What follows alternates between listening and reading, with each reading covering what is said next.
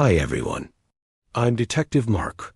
Today's story is about a doctor, a smart man, respected in town, but hiding a deadly secret. It started when a woman named Sarah died during a simple surgery at Hope Medical Center. The hospital said it was a heart attack, but Sarah's brother didn't believe it. She was young and healthy, he told me. She went in for a small procedure. Something's not right.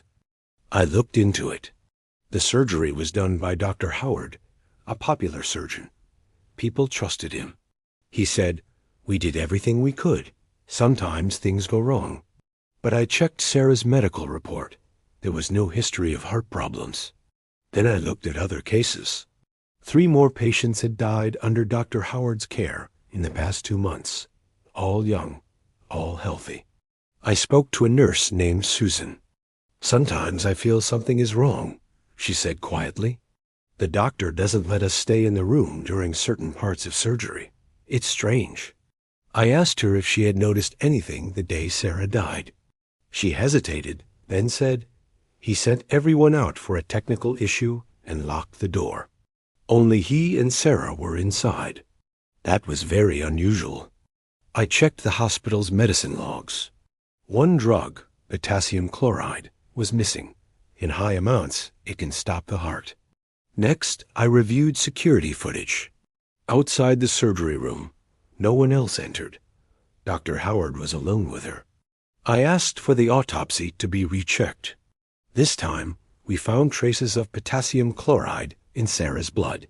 Now it was clear. She didn't die naturally. I confronted Dr. Howard. "Why would you do this?" He tried to deny everything. But when I showed him the medicine logs and autopsy report, he broke down. "She found out about my fake degrees," he said. "She threatened to report me. I would have lost everything." He had been lying about his past. His medical certificates were fake. He became a doctor through illegal means.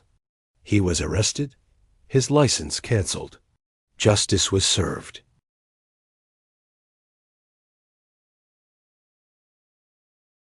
Hi everyone, I'm Detective Mark. Let me tell you about a murder that happened when everyone else was celebrating New Year's Eve. It all started at a hotel called Golden Sky Resort. A big New Year's Eve party was going on. Music, dancing, food, and fireworks. Everyone was happy. But then, just after midnight, a loud scream was heard from room 412. Security ran upstairs and found a man lying on the floor, dead. His name was Mr. Nate, a famous jewelry dealer. His head had been hit, and his safe was open. It looked like robbery. I was called to investigate. The first thing I did was speak with the hotel staff. The receptionist said he checked in alone 2 days ago. No guests were registered in his room. But when I checked the camera near the hallway, I saw something strange. A woman entering Mr. Nate's room at 11:50 p.m. and leaving at 12:10 a.m. right after the murder. Who was she? We paused the video. Her face was partly hidden by a mask. Everyone was wearing party masks, so it was hard to tell. I searched the room. In the bathroom, I found a red glove behind the curtain. It didn't belong to Mr. Nate. Then I found a lipstick mark on a glass, so he had company. Back downstairs, I spoke with guests. A waiter told me there was a woman in a red dress sitting alone, watching the elevator. She left her drink and walked away just before midnight. I asked for the guest list. One name stood out, Zara, a former model and also Nate's ex-girlfriend. I found her in her room. "Did you visit Nate last night?" I asked. "No," she said. "I saw him at the party, but I stayed in my room after that." But her dress had a red thread, same as the glove I found. I asked the hotel cleaner if he had seen anything. He said, "I saw Ms. Zara going toward the elevator close to midnight. She dropped something ... a key card." I checked that key card. It was for room 412. Zara tried to lie, but the evidence was too strong.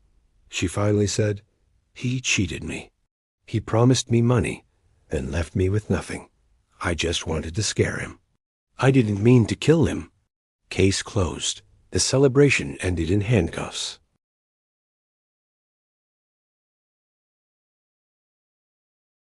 Hi, everyone.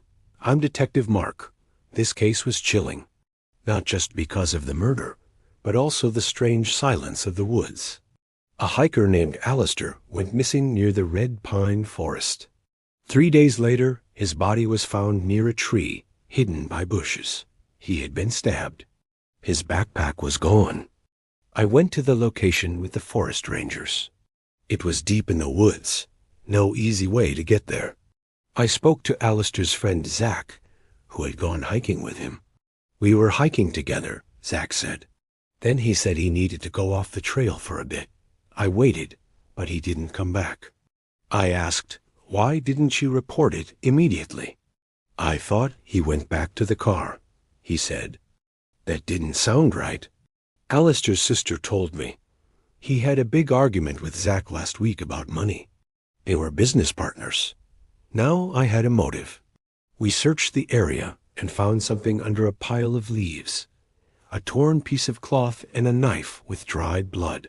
The cloth matched Zach's jacket. The knife had fingerprints. Zach's. I brought him in for questioning. He said, yes, I followed him, but only to talk. We argued. I pushed him, he fell and hit a tree. I panicked, but the stab wound said otherwise. It wasn't an accident. Then we found Allister's missing backpack hidden behind a log, and inside it, $200,000 in cash. It was money from their business. Zach didn't want to share it. He confessed.